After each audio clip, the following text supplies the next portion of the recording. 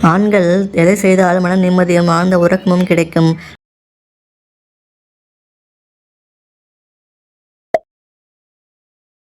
பெண்கள் உணர்வை தூண்டும் போது எந்த உறுப்பு பெரிதாகும்?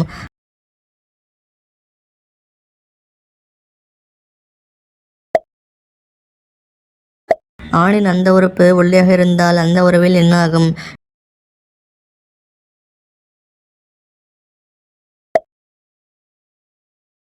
நீர்த்து போன கஞ்சியை கெட்டியாக்க ஆண்கள் எந்த உணவை சாப்பிட வேண்டும்?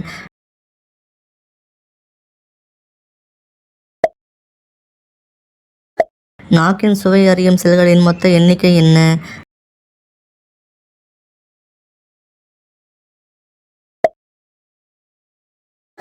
அந்த உறவில் பெண்ணின் எந்த இடத்தில் தீண்டினால் அதிக மிரட்டல் உணர்ச்சி உண்டாகும்?